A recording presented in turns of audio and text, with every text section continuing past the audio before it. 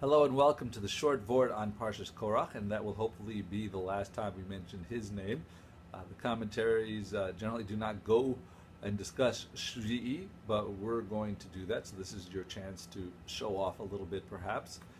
And in Shevii, in Perek Yudches Pasuk Chaf Aleph, we talk about the Leviim that in exchange for not getting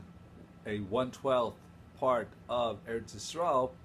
they would get in exchange for serving in the Mishkan and later the Beis Hamikdash, they would get Maser, the tithing, 1/10 of the crops from the rest of the Bnei Yisrael.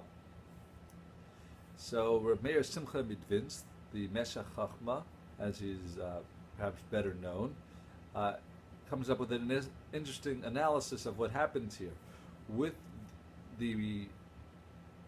Leviim divided into 24 camps to do weekly service 1 week at a time, in a typical year, which is about 50 weeks, so they would be in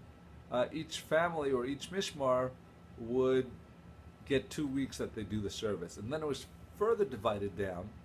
by base avos, and it would turn out that each individual Levi would get 2 days per week, 1 day per each of those 2 weeks that they get with their mishmar. And the question is, well, if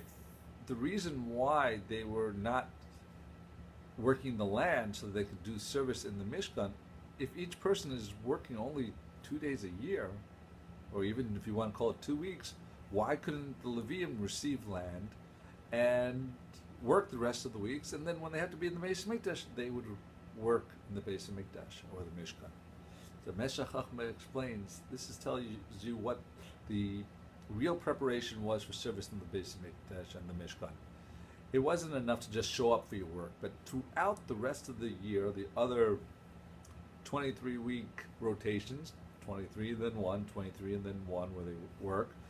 they would do preparation of elevating themselves, purifying themselves, learning the proper techniques so that when their time comes, they would do the avodah in the Beis Hamikdash properly. This avodah in the Beis Hamikdash was so important that you couldn't have worked part-time on the land and then suddenly switch modes and work in the Beis Hamikdash or the Mishkan. You had to do your preparation year-round in order to do it, and therefore the Bnei Levi were given Maisa from the rest of the tribes that they wouldn't be dependent on working on the land and they would be available to serve the Beis Hamikdash properly. Thank you for listening. Have a wonderful week and a wonderful Shabbos.